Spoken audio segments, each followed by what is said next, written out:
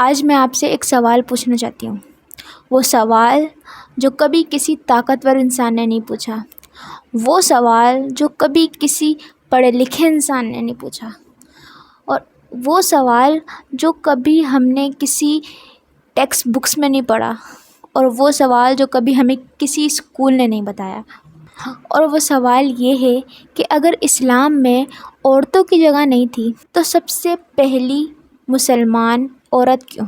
سنیں، وہ پہلی انسان جو حضور پاک صلی اللہ تعالیٰ علیہ وآلہ وسلم پر ایمان لائیں، وہ حضرت ابو بکر نہیں تھے، وہ عثمان غنی نہیں تھے، وہ عمر فاروق نہیں تھے، وہ حضرت علی المرتضیٰ نہیں تھے، وہ ایک عورت تھیں، خدیجہ بنت خویلد، ایک بزنس وومن، ایک وائف، ایک ماں، اور وہ سب سے پہلی عورت تھیں جو حضور پاک صلی اللہ تعالیٰ علیہ وآلہ وسلم پر ایمان لائیں۔ یہ صرف کہانی حضرت خدیجۃ الکبریٰ کی نہیں ہے، یہ کہانی ہے ان خواتین کی جو تاریخ میں آئیں، جنہوں نے دنیا بدل دی۔ آج ہم بات کریں گے ان خواتین کی جن کی ایک حدیث نے اسلام میں فقہ کی بنیاد رکھی، اور اس محدث کی جو مردوں کو بھی پڑھاتی تھیں اور جس کی روایات پر ہزاروں فتوے جاری ہوئے۔ یہ عورتیں کوئی سپر ہیرو نہیں تھیں، نہ ان کے پاس کوئی نیچرل پاور تھی، ان کو بھی درد ہوا کرتا تھا، ان پر بھی ظلم ہوئے، انہوں نے بھی بہت آزمائشیں دیکھی، مگر یہ کبھی رکی نہیں۔ آج میں آپ کو یہ بتانا چاہتی ہوں کہ ان کی جو کہانیاں ہیں نا، وہ صرف تاریخ کی باتیں نہیں ہیں، یہ ہر مسلمان عورت کے لیے، ہر ماں کے لیے، ہر بیٹی کے لیے زندہ پیغام ہے۔ تم بھی ایسی ہو سکتی ہو، تم بھی ایسی ہو سکتی ہو۔ یہ پیغام ان سب خواتین کے لیے ہے کہ تم بھی ایسی ہو سکتی ہو۔ بسم اللہ الرحمن الرحیم۔ حضرت خدیجہ بنت خویلد، آج ہم ان کی کہانی سے شروع کرتے ہیں، اور میں چاہتی ہوں آپ لوگ اس سے سیکھیں اور اس سے وہ باتیں سمجھیں جو میں آپ تک پہنچانا چاہتی ہوں، جو ہم نے کبھی کسی ٹیکسٹ بکس میں پڑھی ہیں، وہ صرف ان کی زندگی کے کچھ پہلو ہیں۔ حضرت خدیجۃ الکبریٰ ایک کامیاب بزنس وومن تھی۔ آپ اسلام سے پہلے بھی مکے کی عزت دار تاجروں میں شمار ہوا کرتی تھی۔ مکے میں ان کا ایک اپنا مقام تھا، ان کا ایک اپنا قافلہ تھا، ان کی ایک اپنی تجارت تھی، مرد ان کے لیے کام کیا کرتے تھے۔ جب انہوں نے حضور پاک صلی اللہ تعالیٰ علیہ وآلہ وسلم کی امانت دیکھی اور ان کا کردار دیکھا، تو انہوں نے خود حضور پاک صلی اللہ تعالیٰ علیہ وآلہ وسلم کو نکاح کا پیغام پہنچایا۔ وہ مرد نہیں تھیں جو آئیں، وہ ایک عورت تھیں جو بولیں۔ اور پھر وہ دن آیا جب نبی کریم صلی اللہ تعالیٰ علیہ وآلہ وسلم غار حرا سے کانپتے ہوئے آئے اور فرمایا، مجھے ڈھانپ دو، مجھے ڈھانپ دو، اور کانپا رہے تھے۔ پھر حضرت خدیجہ نے کیا کیا؟ وہ بھی گھبرائیں، وہ بھی روئیں؟ نہیں، انہوں نے اپنے شوہر کو تھام لیا، انہیں چادر اڑائی۔ جب نبی کریم صلی اللہ تعالیٰ علیہ وآلہ وسلم کو خود سمجھ میں نہیں آ رہا تھا، ان کو خود کو یقین نہیں تھا کہ میرے ساتھ کیا ہوا ہے، اس وقت حضرت خدیجۃ الکبریٰ نے حضور پاک صلی اللہ تعالیٰ علیہ وآلہ وسلم پر یقین کیا، اور پہلا یقین، اور یہ یقین ایک عورت کا تھا۔ اور جب مشکل کا وقت آیا، جب حضور پاک صلی اللہ تعالیٰ علیہ وآلہ وسلم کا لوگوں نے بائیکاٹ کر دیا، حضور پاک صلی اللہ تعالیٰ علیہ وآلہ وسلم کا مظلہ لوگ مذاق اڑانے لگے، ان کو دھمکیاں دیں، حضور کو دھمکیاں دیں، تب بھی حضرت خدیجۃ الکبریٰ پیچھے نہیں ہٹی، اپنا سارا مال دین کی خیرات میں لوٹا دیا۔ اور جب وہ چلی گئیں، حضور پاک صلی اللہ تعالیٰ علیہ وآلہ وسلم نے اتنا صدمہ لیا، اس بات کو اتنا محسوس کیا کہ وہ سال عام الحزن، غم کا سال کہلانے لگا۔ سوچیں، اللہ کے نبی کی آنکھوں میں آنسو ایک عورت کے لیے۔ یہ ہے حضرت خدیجۃ الکبریٰ کا مقام، اور یہ ہے اسلام میں عورت کی حیثیت۔ اب ہم بات کرتے ہیں ہماری دوسری لیڈر کی، جو ہے حضرت عائشہ، علم کی ملکہ۔ اگر اسلام نے عورت کو گھر میں بند رکھا ہوتا تو پھر تو حضرت عائشہ کا وجود ہی نہیں ہوتا۔ حضرت عائشہ بنت ابو بکر حضور پاک صلی اللہ تعالیٰ علیہ وآلہ وسلم کی محبت بھری بیوی اور اسلام کی سب سے پہلی محدثہ، اسلام کی سب سے بڑی محدثہ اور اسلام کی وہ ملکہ جس کی روایات آج بھی درس حدیث کی کتابوں میں پڑھائی جاتی ہیں۔ ان کے بارے میں علماء نے کیا کہا ہے، چلے جانتے ہیں۔ ان کے بارے میں علماء نے کیا کہا ہے کہ آپ جانتے ہیں؟ امام زہری فرماتے ہیں کہ اگر حضرت عائشہ کا علم پوری امت مسلمہ کے علم سے ملا دیا جائے تو پھر بھی حضرت عائشہ کا علم ان سب سے زیادہ ہوگا، یعنی حضرت عائشہ کا علم ایک طرف اور پوری امت مسلمہ کا علم ایک طرف۔ ایک عورت اور اسلام کی پوری امت سے زیادہ علم۔ 2210 احادیث حضرت عائشہ رضی اللہ تعالی عنہا سے روایت کی گئی ہیں، جن میں سے ہزاروں احادیث صحیح بخاری، صحیح مسلم اور احادیث کی بہت ساری کتب میں موجود ہیں۔ وہ صرف ایک محدثہ نہیں تھیں، صحابہ کرام ان کے پاس اپنے مسئلے پوچھنے آتے تھے۔ وہ ایک ٹیچر بھی تھیں، مرد ان کے پاس اپنے مسائل لے کر ان کے دروازے پر آتے تھے۔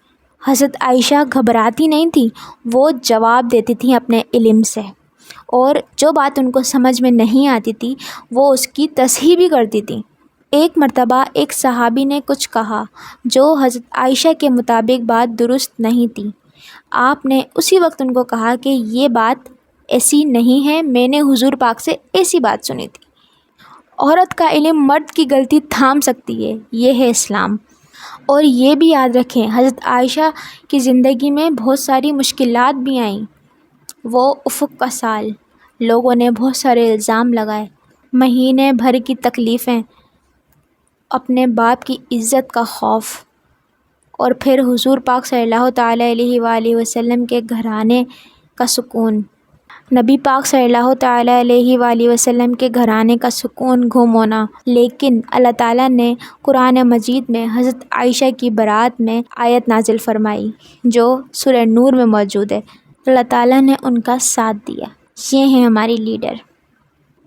اب ہم بات کرتے ہیں اس عورت کی جس کے لیے حضور پاک صلی اللہ تعالیٰ علیہ وآلہ وسلم اٹھتے تھے جب وہ آتی تھیں۔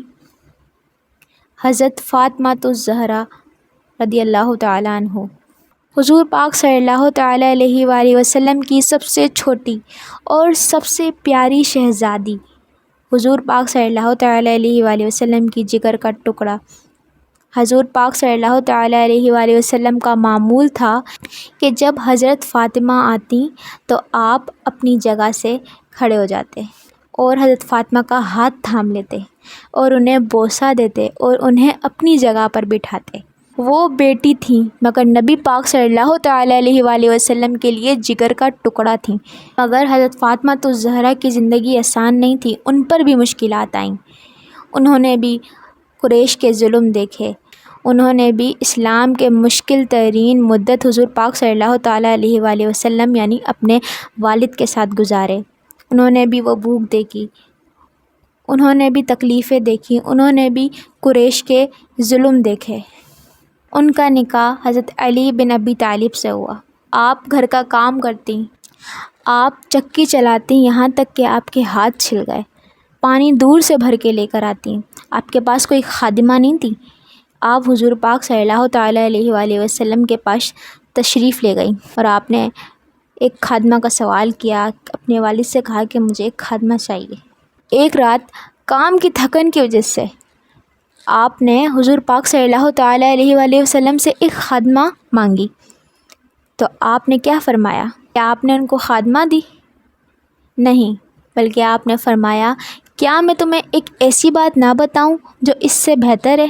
پھر انہوں نے فرمایا 33 بار سبحان اللہ، 33 بار الحمدللہ اور 34 بار اللہ اکبر۔ یہ تسبیح حضور پاک صلی اللہ تعالیٰ علیہ وآلہ وسلم نے حضرت فاطمہ الزہرا کو دی، جس کو پڑھنے سے ان کی ساری تھکن اتر جاتی۔ حضرت فاطمہ الزہرا نبی کریم صلی اللہ علیہ وسلم کے بعد 6 ماہ زندہ رہیں، اس کے بعد دنیا سے رخصت ہو گئیں۔ اب دنیا کی بہادر عورتوں کا ذکر ہو اور حضرت مریم کا ذکر نہ ہو، ایسا ممکن ہی نہیں ہے۔ حضرت مریم بنت عمران ایک ایسی شخصیت جس پر پوری سورت نازل ہوئی، اور وہ سورت قرآن کی سورت۔ ذرا سوچو، ایک سورت ایک عورت کے نام پر۔ وہ ایک عابدہ عورت تھی جو بیت المقدس میں عبادت کیا کرتی تھی۔ حضرت زکریا علیہ السلام خود ان کی پرورش کیا کرتے تھے، وہ ان کے لیے کھانا لایا کرتے تھے، مگر کبھی کبھی رک جاتے۔ وہ دیکھتے کہ ان کے پاس پہلے سے ہی کھانا موجود ہوتا، نہ حضرت زکریا علیہ السلام لاتے، تو وہ دیکھتے کہ حضرت مریم کے پاس پہلے سے ہی کھانا موجود ہے۔ تو حضرت زکریا نے حضرت مریم سے پوچھا کہ اے مریم، یہ کھانا کہاں سے آتا ہے؟ تو حضرت مریم کہتی ہیں کہ یہ مجھے میرا رب کھلاتا اور پلاتا ہے، جنت سے کھانا آتا ہے۔ اب بتائیں، جس کے لیے جنت سے کھانا آتا ہو، ایک عورت کے لیے اللہ تعالیٰ نے جنت سے کھانا بھیجا۔ پھر ایک امتحان آیا جس کے لیے کوئی تیار نہیں تھا۔ ایک فرشتہ آیا اور اس نے خبر دی کہ آپ کو بنا شوہر کے ایک بیٹا ہوگا۔ انہوں نے قبول کیا۔ پھر جب وہ لوگوں کے پاس آئیں، لوگوں نے ان پر الزام لگائے، غلط غلط باتیں کی، مگر وہ خاموش رہیں۔ انہوں نے صرف اپنے بیٹے کی طرف اشارہ کیا، حضرت عیسیٰ علیہ السلام۔ حضرت عیسیٰ علیہ السلام نے اپنی والدہ کے لیے الفاظ نکالے۔ حضرت مریم کی ہمت یہ تھی کہ بھلے دنیا غلط سمجھے، پر اللہ پر بھروسہ رکھنا ضروری ہے۔ اللہ پر انہوں نے بھروسہ رکھا۔ حضرت خدیجہ اسلام کی پہلی مومنہ، حضرت عائشہ علم کی ملکہ، حضرت فاطمہ الزہرا حضور پاک صلی اللہ تعالیٰ علیہ وآلہ وسلم کی لاڈلی، حضرت مریم اسلام کی سورہ۔ یہ کون تھیں؟ یہ صرف اچھی عورتیں نہیں تھیں، یہ لیڈرز تھیں، یہ اسکالر تھیں، یہ مائیں تھیں، یہ بیویاں تھیں، یہ ٹریڈرز تھیں، اور یہ سب مسلمات تھیں۔ تم اگر ایک مسلمان ہو تو یہ بات سن لو، تمہارے دین نے کبھی تمہیں چھوٹا نہیں کہا، تمہارے دین نے کسی عورت کو چھوٹا نہیں کہا، بلکہ سب کا رتبہ بڑا کیا ہے، سب کو بلندی دی ہے۔ تمہارے دین نے تمہیں بلند کیا ہے۔ دین میں سب کا ایک رتبہ ہے۔ ایک ماں کو دیکھ لیں، ایک بہن کو دیکھ لیں، دین نے سب کو ایک رتبہ دیا ہے۔ ماں کی صورت میں ہو یا بہن کی صورت میں ہو، بیوی کی صورت میں ہو، بیٹی کی صورت میں ہو، سب کچھ ہمیں دین نے دیا ہے۔ اگر آپ کو میری یہ ویڈیو پسند آئی ہے تو میری ویڈیو کو لائک کریے گا، اس پر کمنٹ کریے گا اور اسے شیئر کیجیے گا، اور سبسکرائب کرنا مت بھولیے گا تاکہ آپ کو ایسی مزید معلوماتی ویڈیوز اور ایسی مزید دینی ویڈیوز ملتی رہیں۔ جزاک اللہ خیرہ۔ السلام علیکم ورحمۃ اللہ وبرکاتہ۔